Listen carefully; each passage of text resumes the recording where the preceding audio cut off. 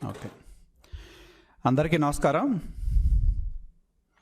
మనందరికీ తెలుసు, ఇతిహాసాల్లో పురాణాల్లో మన పెద్దలు కథలుగా మనకు చెప్తూ ఉంటారు. దేవతల రాజధాని అమరావతి మీద ఇతిహాసాల్లో పురాణాల్లో రాక్షసులు దాడి చేసినట్టు పలు సందర్భాల్లో పెద్దలు మనకు చెప్పడం జరుగుతుంది. కానీ ఈ యుగంలో వారి వారసులైన వైకాపా నాయకులు నాయకత్వం మన రాజధాని అమరావతి మీద ఏ విధంగా పలు విధాలుగా దాడి చేస్తూ ఉన్నారో, ప్రతిపక్షంలో ఉన్నప్పటి నుండి ఈనాడు అధికారంలోకి వచ్చిన తర్వాత కూడా ఎన్ని విధాలుగా దాడి చేయాలో అన్ని విధాలుగా దాడులు చేస్తున్న పరిస్థితి మనం చూస్తూ ఉన్నాం.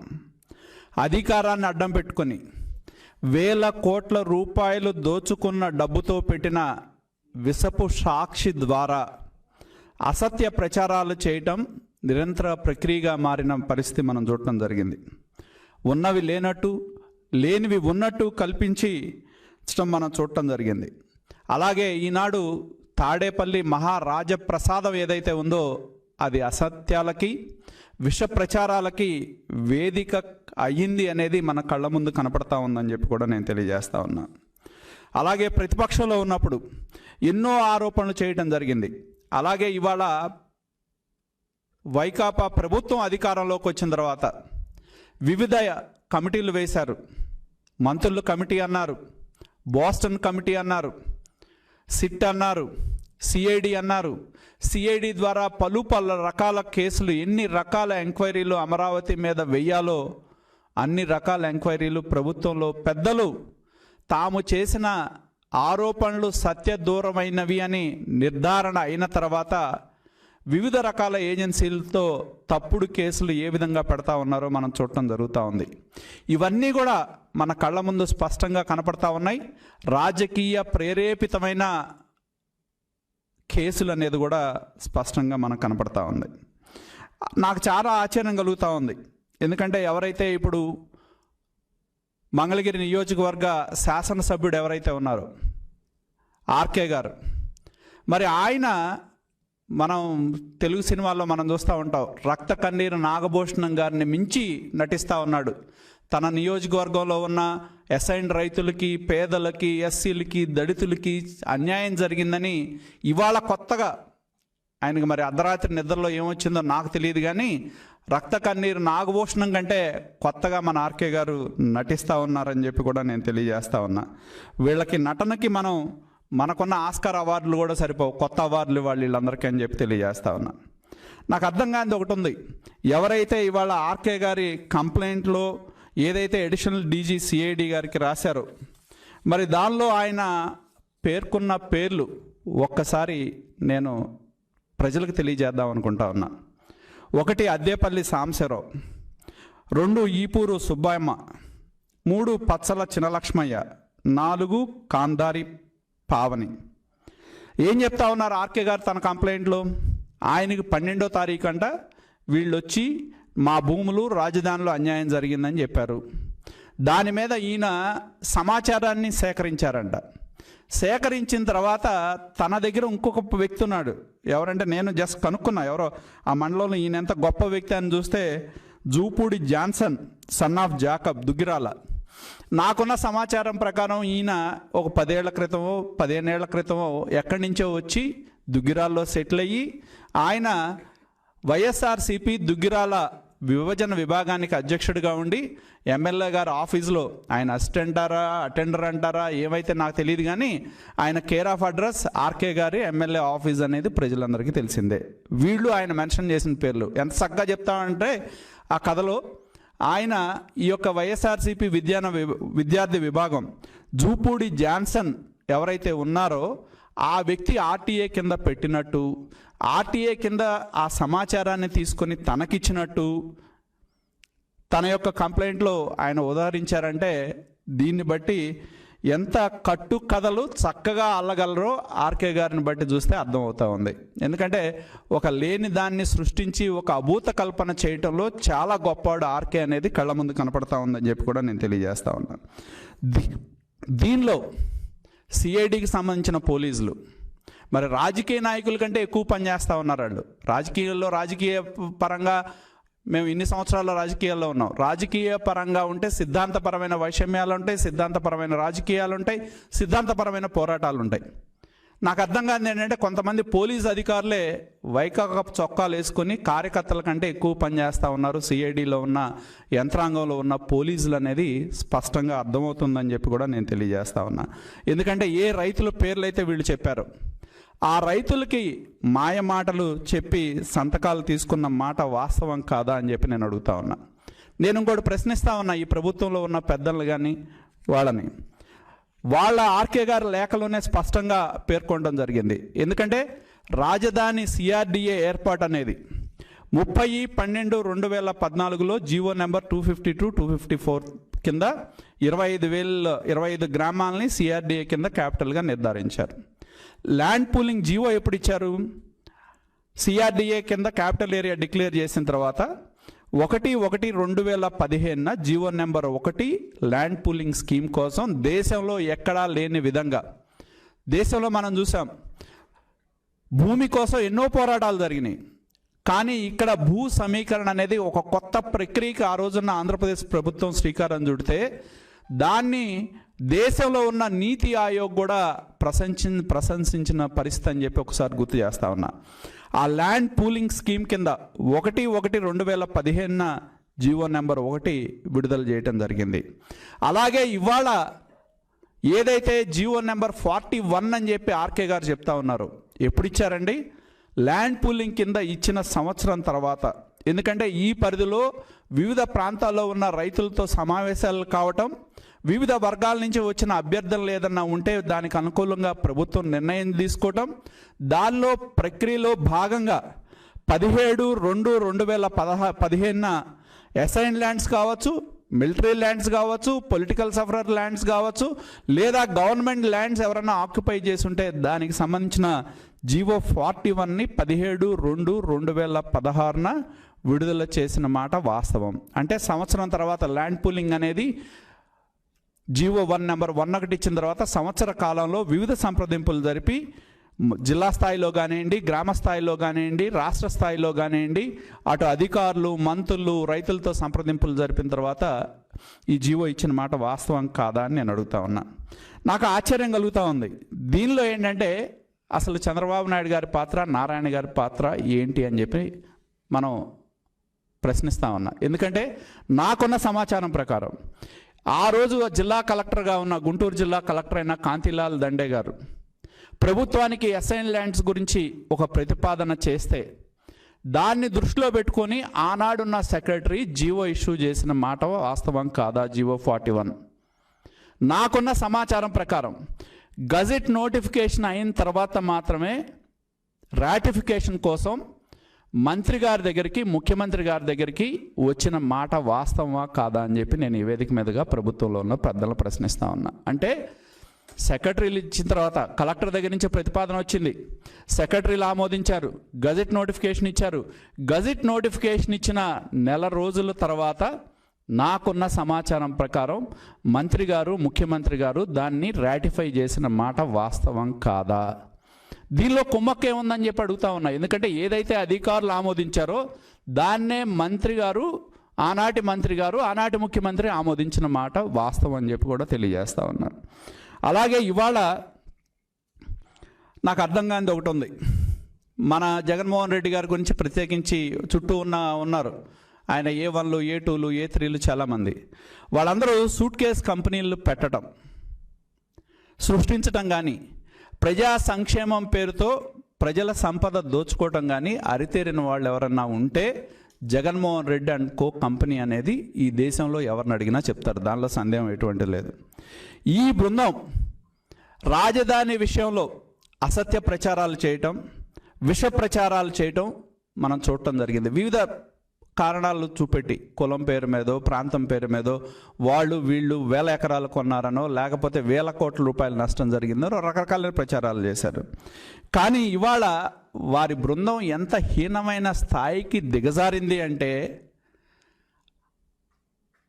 తప్పుడు సాక్ష్యాలు సృష్టించడం, దొంగ సాక్ష్యాలు సృష్టించే స్థాయికి ఆ బృందం దిగజారటం చాలా హీనమైన స్థితికి దిగజారని చెప్పి కూడా నేను తెలియజేస్తా ఉన్నా. నేను ఒకటే కోరేది, చాలామంది వైకాపా నాయకులు చెప్తా ఉంటారు మా జగన్మోహన్ రెడ్డి గారికి చాలా ధైర్యం ఉంది, అసలు ఆయనకున్న ధైర్యం ఎవరికి ఉంది ఎవరికి లేదు, చాలా ఏ నిర్ణయాలు చేసినా బ్రహ్మాండంగా ధైర్యంగా చేస్తారని చెప్పి. నేను ఒకటే అడుగుతా ఉన్నా, ఇదే జగన్మోహన్ రెడ్డి గారు అమరావతిలో రాజధానిని ప్రకటించినప్పుడు అసెంబ్లీలో అమరావతిలోనే రాజధాని ఉంటుంది, నేను కూడా మద్దతు ఇస్తున్నా, 30,000 ఎకరాలు ఉండేటట్టు చూడండి అని చెప్పిన మాట వాస్తవా కాదా? ఒకటి. 2, పలు సందర్భాల్లో వైకాపాకు సంబంధించిన అగ్రనేతలు చాలామంది ఎన్నికల ముందు కూడా మా ముఖ్యమంత్రి ఇల్లు ఇక్కడే కట్టుకున్నాడు, రాజధాని ఎక్కడికి వెళ్ళదు, రాజధాని ఇక్కడే ఉంటుంది, మీరు అసత్య ప్రచారాలు నమ్మద్దు, మేము రాజధాని ఇక్కడే ఉంటుంది అని చెప్పి ఎన్నికల ముందు చెప్పిన మాట వాస్తవా కాదా? మరి అటువంటప్పుడు నాకు అర్థం కానిది ఒకటి ఉంది, మీరు అధికారం కోసం ఆ రోజు అమరావతి ఇక్కడే ఉంటుంది, నేను రాజధానికి అనుకూలం, మేమందరం కూడా సపోర్ట్ చేస్తున్నామని చెప్పి వైకాపా నాయకులు అందరూ చెప్పి అధికారంకి వచ్చిన తర్వాత మరి జగన్మోహన్ రెడ్డి గారి మనస్సు ఎందుకు మారిందో మాకైతే తెలియదు. కానీ నిజంగానే మీకు ధైర్యం ఉంది కదా, మీకు ధైర్యం ఉన్నప్పుడు నాకు ఈ అమరావతిలో రాజధాని ఉండటం ఇష్టం లేదు ధైర్యంగా చెప్పండి. అది వదిలేసి దాని మీద ఇదిగో ఈ కుంభకోణం ఉంది, ఆ కుంభకోణం ఉంది, ఇది జరుగుతుంది, ఇంత తప్పుడు కేసులు పెట్టి హీనమైన స్థితికి, తప్పుడు సాక్ష్యాలు, దొంగ సాక్ష్యాలు సృష్టించే హీనమైన స్థితికి ఒక ముఖ్యమంత్రి స్థాయిలో ఉన్న వ్యక్తులు కానీ అధికారంలో ఉన్న వ్యక్తులు దిగజారటం అవసరమా అని చెప్పి నేను ప్రశ్నిస్తా ఉన్నా. అదేవిధంగా ఇప్పుడు ఈ కొత్త కథ, మా మంగళగిరి ఎమ్మెల్యే ఆర్కే లాంటి ఉంటారు, రకరకాల చెంచాలు ఎవరికైనా ఉంటారు, అటువంటి వాళ్ళని ముందుకు తీసుకొచ్చి పెట్టి ఇవాళ అమరావతిలో అసైన్ ల్యాండ్స్లో దళితులకి వాటికి ఆ ముసుగు వేసుకొని అన్యాయం జరిగిందని చెప్పి ఆయన ఏమంటారు పొరలాడుతున్నాడు. ఆయన ఇంతకుముందు కూడా ఎమ్మెల్యే, ఆయన ఇంతకుముందు ఎమ్మెల్యే ఉన్నప్పుడే భూ సమీకరణకి ఆనాడు ప్రభుత్వం పిలుపునిచ్చింది. చాలా గ్రామాల్లో భూ సమీకరణ అధికారులను అడ్డుకున్నారు, వాళ్ళని లోనబెట్టి తాళాలు వేశారు, వాళ్ళ మీటింగుల్ని బహిష్కరించారు. మరి అటువంటప్పుడు ఆయనకి 6 సంవత్సరాల కాలంలో కనపడని అసైన్ ల్యాండ్స్ ఇది ఇవాళ ఎందుకు తెర ముందుకు తీసుకొచ్చారు అని చెప్పి నేను అడుగుతా ఉన్నా. ఎందుకంటే దీనిలో ఒకటే నేను తెలియజేసేది, అమరావతి బాధితులు అంటూ సిఐడికి ఇచ్చిన ఫిర్యాదుల్లో నిజమైన బాధితులు ఉన్నారా అంటే లేరు అనేది మనకు స్పష్టం అవుతా ఉంది. అలాగే వైసీపీ నాయకులు చెప్తున్నట్టు అమరావతిలో దళితులు ఎవరైనా ఫిర్యాదు చేశారా అంటే ఎవరు చేయలే. దళితులందరూ వెళ్ళి సిఐడి ముందుకెళ్ళి బహిరంగంగానే చెప్తున్నారు, అయ్యా మా భూములు మేము ఇష్టపడి ఆ రోజు ప్రభుత్వానికి మేము ఇచ్చాం, భూ సమీకరణకు మేము ఇచ్చాం, అంతేగాని మేము మా భూములు ఎవరూ రాక్కోలేదు, ప్రభుత్వం లాక్కోలేదని చెప్పి స్పష్టంగా చెప్పిన మాట వాస్తవం కాదా అని చెప్పి నేను తెలియజేస్తా ఉన్నా. ఎందుకంటే వాళ్ళు స్పష్టంగా చెప్పారు, మా భూములు ఎవరూ దోచుకోలేదు, ఎవరూ బలవంతంగా లాక్కోలేదు, మాకు మేమే స్వచ్ఛందంగా మా ప్రాంతంలో రాజధాని వస్తుంది అని చెప్పి తెలిసిన మీదట మా భూములు రాజధాని కోసం మేము ఇచ్చాము అని చెప్పి కుండలు బద్దలు కొట్టినట్టు చెప్పిన మాట వాస్తవమా కాదా? ఎందుకంటే ఒకసారి మనం ఆలోచన చేయాల్సిన అవసరం ఉంది. ఏదైతే 4 వ్యక్తులు పేర్లు పెట్టి మంగళగిరి శాసనసభ్యులు ఆర్కే గారు ఇచ్చిన కంప్లైంట్ ఏదైతే ఉందో దానిలో ఒక్కసారి పచ్చల చిన్నలక్ష్మయ్య, ఈయన నవలూరు గ్రామంలో ఆయన తల్లి సంతోషమ్మ పేరు మీద ఎప్పుడో 70 సెంట్లు ఉండేదంట, ఆయన రాజధానికి భూమి ఇవ్వాల, ఆ 70 సెంట్లు నీకు ఇప్పిస్తామని పోలీసు వారు సంతకం పెట్టించుకున్నారనేది మాకున్న సమాచారం. ఈ ఊరు సుబ్బమ్మ, ఆమెకి కృష్ణాయపాలెంలో పొలం ఉంది, ఆ పొలాన్ని వాళ్ళ బంధువులు ఎవరో 3 లక్షలు ఇచ్చి అగ్రిమెంట్ రాసుకొని తర్వాత దాన్ని ఇది చేయలేదనే ఉద్దేశంతో ఆమె భూమి ఇప్పిస్తామంటే వాళ్ళకి సంతకం పెట్టిందనేది మాకున్న సమాచారం. అలాగే కందా పావని ఎవరైతే ఉన్నారో వాళ్ళకి తాతకి ఎప్పుడో 70 సెంట్లు భూమి ఇచ్చారు, అసైన్ ల్యాండ్ ఉంది, ఆ అసైన్ ల్యాండ్ని వాళ్ళు అమ్ముకున్నారు, వాళ్ళ ఇష్టపూర్వకంగా అమ్ముకున్నారనేది వాస్తవమా కాదా? అదేవిధంగా అద్దేపల్లి సాంబశివరావు అనే వ్యక్తి ఎవరైతే ఉన్నారో వాళ్ళు అక్కడ కొండ పొరంబోకును ఆక్రమించుకొని దానిలో కొంత భూమిని వాళ్ళు అమ్ముకున్న మాట వాస్తవమా కాదా అని చెప్పి నేను ఈ వేదిక మీదుగా నేను ప్రశ్నిస్తా ఉన్నా. ఎందుకంటే ఇవాళ ఒక్కసారి నేను ఒకటే రాష్ట్రంలో ఉన్న ప్రజలకి విజ్ఞప్తి చేసేది, ఓకే, ముఖ్యమంత్రి గారు ఆయన ప్రజల పట్ల ఇది ఉంటే ధైర్యంగా ఇదిగో నేను అమరావతి నాకు ఇష్టం లేదు, నేను తరలిస్తున్నా, నేను వైజాగ్ కర్నూలు ఎక్కడికో తీసుకెళ్తానంటే చెప్తే పర్లేదు. కానీ రాజధాని తరలింపు చెయ్యాలి అనే దానిలో అమరావతి మీద ఒక పెద్ద కుట్ర జరుపుతూ ఉన్నారు. ఇది ప్రభుత్వ కుట్ర అని చెప్పి మేము స్పష్టంగా తెలియజేస్తూ ఉన్నాం. దీనిలో సూత్రధారులు పాత్రధారులు ఎవరంటే వైకాపా నాయకులు, ఆర్కే లాంటి శాసనసభ్యులు, జగన్మోహన్ రెడ్డి గారి బృందం, పోలీస్ అధికారులు, వీళ్ళే దీనిలో పాత్రధారులు సూత్రధారులు. ఒక్కసారి నేను ఆంధ్రప్రదేశ్ ప్రజలకి విజ్ఞప్తి చేసేది ఒకటి, ఎందుకంటే దీనిలో ఎవరైతే ఇవాళ ఆర్కే గారు కంప్లైనెంట్స్గా పేర్కొన్న వాళ్ళు ఎవరైతే ఉన్నారో వాళ్ళు ఏం చెప్తున్నారనేది కూడా ప్రజలకు తెలియజేయాల్సిన అవసరం ఉంది. ఎందుకంటే ఏ విధంగా ప్రజలని పోలీసులు అధికారులు మభ్య మాటలు పెట్టి వాళ్ళ దగ్గర సంతకాలు ఏ విధంగా తీసుకున్నారు అనే దానికి మాకున్న సమాచారం ప్రకారం ఏదైతే ఆ ఉన్న నలుగురిలో కొంతమంది ఏం చెప్పారనేది ఇవాళ ఆంధ్రప్రదేశ్ ప్రజల ముందు మేము ఉంచుతా ఉన్నాం. దీనిలో సూత్రధారులు ఎవరు, పాత్రధారులు ఎవరు, నిజంగానే చంద్రబాబు నాయుడు గారి పాత్ర ఏంటి, లేకపోతే నారాయణ గారి పేర్లు వాళ్ళు చెప్పారా లేదా అనేది ఆంధ్రప్రదేశ్ ప్రజల ముందు మేము ఉంచదలుచుకున్నాం. ఎందుకంటే అమరావతి మీద ఒక పెద్ద కుట్ర, ప్రభుత్వ కుట్ర జరుగుతూ ఉంది అనే దానికి ఎవరైతే పేర్కొన్న నలుగురు పేర్లు ఏవైతే శాసనసభ్యులు ఆర్కే గారు పేర్కొన్నారో దానిలో కొంతమంది ఏం చెప్పారు, ఏం జరిగిందనేది వాళ్ళ మాటల్లోనే ఆంధ్రప్రదేశ్ ప్రజలకు తెలియజేయాలని చెప్పి మేము అనుకున్నాం. ఈ వీడియోల ద్వారా మేము తెలియజేయడం జరుగుతుంది.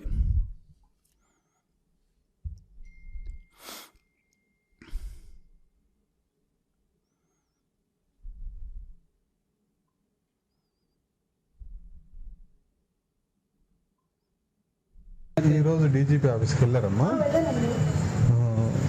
కేసు మీరే పెట్టారా? పెట్టలేదండి, వాళ్ళు వచ్చి ఫస్ట్ చూసావుగా, మేము ఎందుకు వెళ్ళాము? మేమేం వెళ్ళలేదు. ఆర్కే గారు ఇచ్చిన కంప్లైంట్ లో మీ పేరు ఉంది కదా, మీరు అంటే మాకు కంప్లైంట్ అని చెప్పలేదు. ఫస్ట్ వచ్చి ఎంక్వైరీ అని మీరు అమ్ముకున్నారా లేదా, మీదా కాదా స్థలము, అందుకే వచ్చాం, మీదైతే సంతకం చేయమంటే చేసాం. ఆ రోజు అలా జరిగింది. ఇవ్వాలంటే మీరు కంప్లైంట్ పెట్టారన్నారు. కంప్లైంట్ పెట్టడం కాదండి, మాకు ఆ రోజు ఇలా జరిగింది ఇలా చెప్పామంటే వాళ్ళు ఏం మాట్లాడట్లేదు. ఇప్పుడు ఆర్కే గారు కంప్లైంట్ ఇస్తా వీళ్ళంతా నా దగ్గరికి వచ్చారు, వీళ్ళ తరఫున వకాలతగా నేను కంప్లైంట్ ఇచ్చాను, ఏంటి దీనికి సంబంధించిన ఎవిడెన్స్? సిఐడి వాళ్ళు ఇవాళ వచ్చినాక మీరు అది సంతకాలు చేసిందంటే ఆ రోజు మీకు అమ్ముకున్నారా లేదా, మీదా కాదా అని చెప్పి చేర్చుకున్నారు. కానీ ఇలా ప్రాబ్లం అయితే ఇలా అడుగుతారని తెలితే ఆ సంతకం పెట్టేవాళ్ళం కాదు. ఓకే, సంతకం ఎవరు పెట్టించుకెళ్ళారమ్మా? పోలీసు వాళ్ళు వచ్చారు. కేసుకి సంబంధించిన సంతకం కూడా పోలీసు వాళ్ళే పెట్టించుకెళ్ళారు. ఏం చెప్పారు సార్, మీరు అమ్ముకున్నారు, స్వతంత్రం అమ్ముకున్నారు కదా అమ్మ అంటే ఆ మాట అన్నది అమ్మాయి. తర్వాత ఒక సంతకం చేయమని చేశారు. ఆ కేసు ఎందుకు, ఆ సంతకం ఎందుకు చేసినారంటే ఆ తెలుగు ఏం చేశారు సార్, మీరు ఫ్లాట్లు వస్తే చెప్పకుండానే అమ్ముకోవడానికి చేశారన్నట్టుగా ఒక పేపర్ రాసి చదవలేదాన్ని చదవకుండా. ఒకటమ్మా, నేను అడగకూడదు, క్షమించండి. మీ క్యాస్ట్ ఏంటమ్మా? ఓసీ. ఓసీ అంటే కాపు, అంటే దాంట్లో ఎస్సీ అని చెప్పి వాళ్ళు కేసులు ఇచ్చేసారు కదా. మిగతా వాళ్ళందరూ ఎస్సీ అండి, నేను ఒక్కదాన్నే ఓసీ ఉంది. ఇప్పుడు ఓసీకి అసైన్డ్ భూమి ఉండదు కదమ్మా? ఉందండి, మా తాత వాళ్ళకి ఇచ్చారు. ఓకే, అప్పుడు ఇచ్చారు. ఓకే, సరే అమ్మా. అదే ఇదే మీరు ఒక వీడియో రూపంలో చెప్పగలరా అని. విషయం ఏంటంటే అది తెలియకుండా సంతకాలు చేపిస్తున్నారు ఈ చేత. ఏది, మీరు మా దగ్గరికి వచ్చి ఇలా మాకు ఫ్లాట్లు వస్తే చెప్పకుండానే ఏంటి, మీకు ఆ రోజు చెప్పకుండానే మీ దగ్గర ఫ్లాట్లు తీసేసుకున్నారని ఒక కేసు ఫైల్ చేసి సంతకాలు పెట్టుకొని అది ఆర్కే గారి దగ్గరికి వెళ్ళి ఇవాళ ఏదో స్టేట్మెంట్ ఎవరైనా డీజీపీ ఆఫీస్ దగ్గరికి మీ కేసు పెట్టినట్టుగా మాట్లాడారనమాట. ఆర్కే గారిని ఎవరి ద్వారా అప్రోచ్ అయ్యారమ్మా? ఆర్కే గారి దగ్గరికి పంపించామని చెప్పారండి. మీరు కేసు పెట్టారు కాబట్టి ఇప్పుడు మేము మొత్తం ఒక నలుగురుమే వచ్చిందాడ. నేను అడిగాను, ఇప్పుడండి మేము ఒక్కదాన్ని ఇక్కడికి వచ్చాను, మిగతా వాళ్ళు ఆ రోజు మీరు ఇప్పుడు ఉన్నోళ్ళు ఉంటారు కదా, వాళ్ళు రాలేదు కదా, మమ్మల్ని బ్లేమ్ చేసినట్టే కదా, మాకు చెప్పలేదు కదా అని అడిగితే వాళ్ళు సమాధానం చెప్పలే నాకు. ఆ రోజు నాకు ఇంత క్లియర్ గా చెప్పినట్టయితే అసలు సంతకం చేసామని వెళ్ళేవాళ్ళం కాదు. మాకు తెలియదు. మీరు వాలంటీర్గా చేస్తున్నారమ్మా? ఈరోజు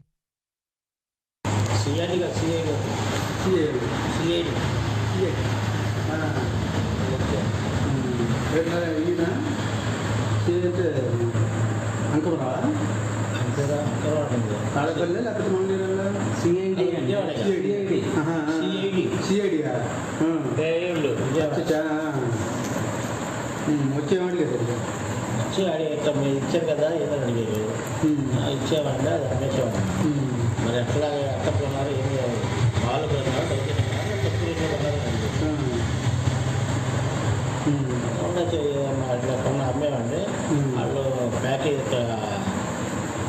ఇప్పుడు వెళ్ళిపోతే అనవసరంగా జరిగే డిపార్ట్మెంట్ వెళ్ళిపోయింది మళ్ళీ అప్పుడు వెళ్ళిపోయింది ఇప్పుడు ఉండదమ్మ కట్ట కాదు రేపు ఒక పెన్షన్ ప్యాకేజ్ పెడితే నాకు ఇవ్వాలన్నా సరే ఇస్తాను ప్యాకేజ్ పెంచి కొన్నాయని ఇవ్వాల కొన్నాయని ఇవ్వాల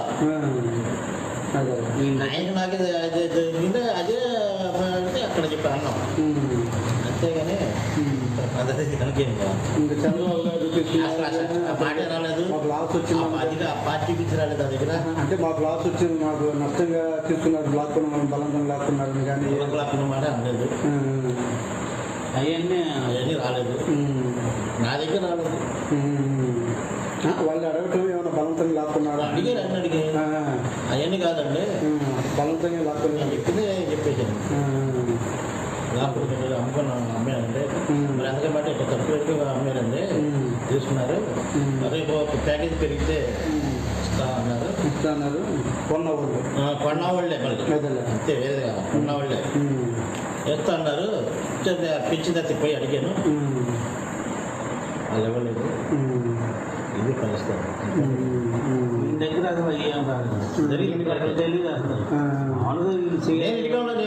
వాళ్ళు వచ్చారు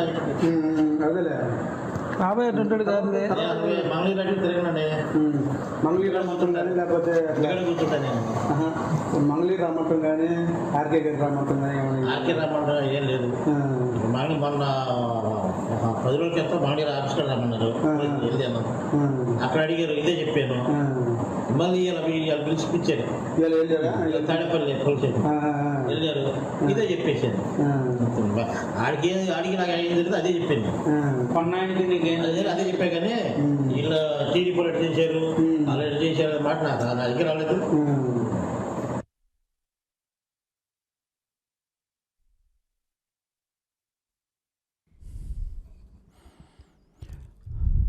స్పష్టంగా ఎవరైతే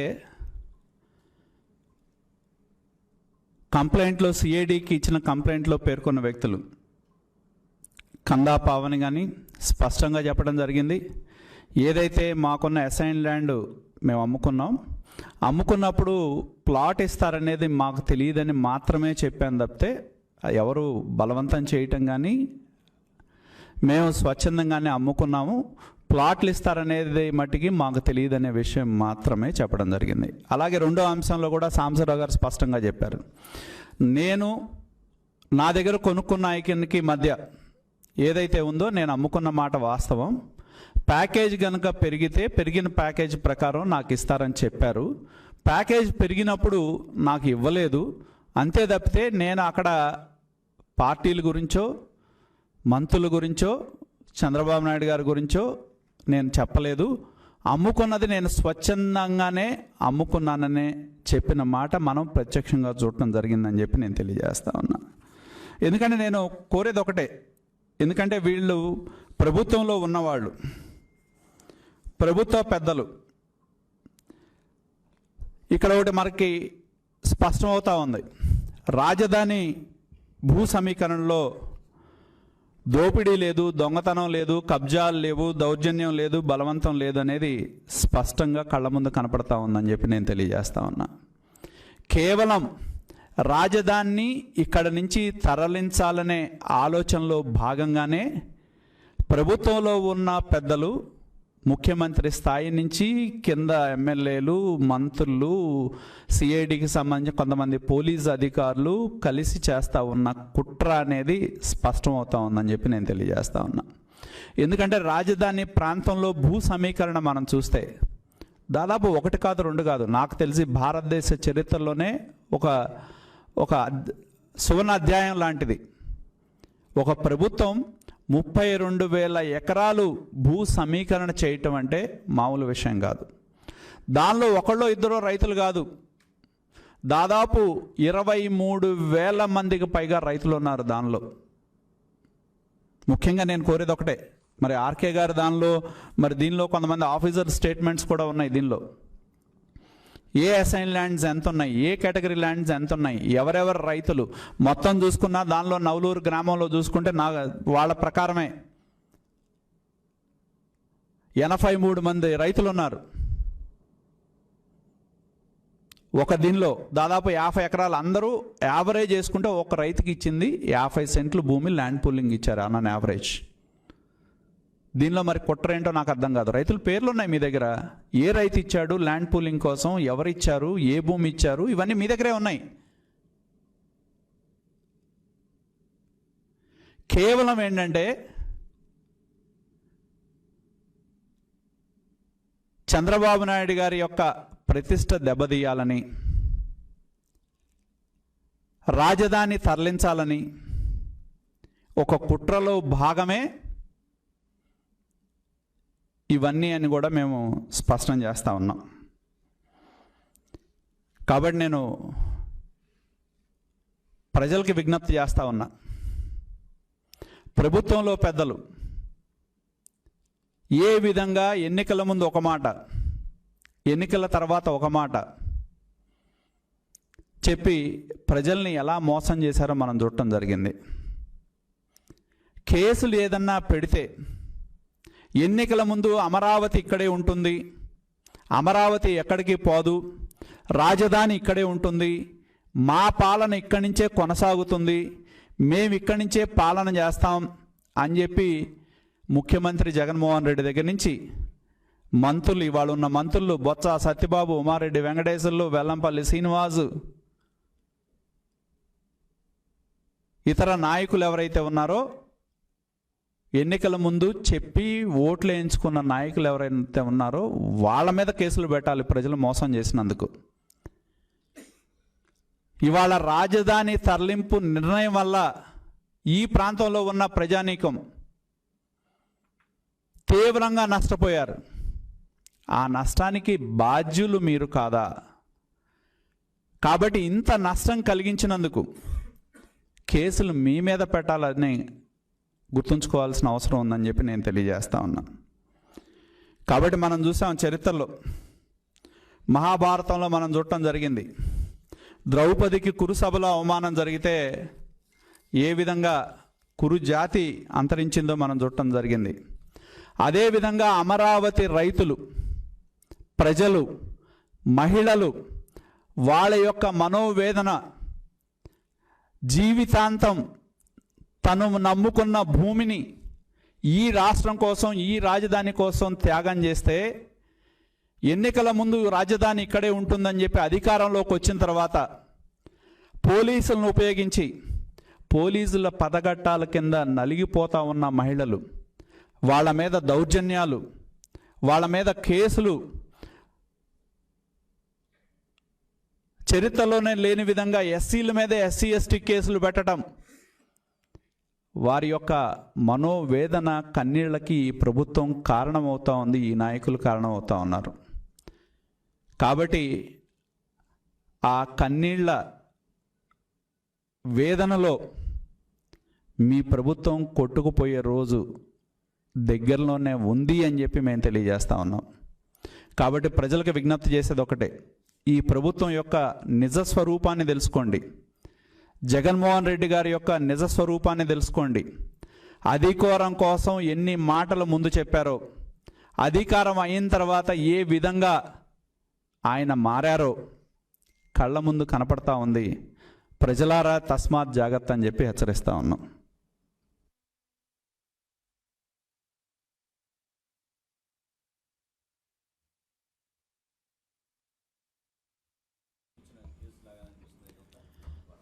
స్పష్టంగా అదే కనపడతా ఉంది. వాళ్ళ మాటల్లో వింటే పోలీసులే రావటం, మీ భూమి మీకు ఇస్తామని చెప్పడమో, లేకపోతే వాళ్ళు చెప్పిన దాన్ని తప్పుడుగా రికార్డ్ చేసుకోవడం, పోలీసులే తీసుకెళ్ళటం, పోలీసులే మాట్లాడటం, పోలీసులే ఎమ్మెల్యే గారి దగ్గరికి వెళ్ళిందని చెప్పటం, ఇవన్నీ చూస్తే పోలీస్ అధికారుల పాత్ర ఈ కుట్రలో ఉంది అనేది కూడా స్పష్టం అవుతా ఉంది.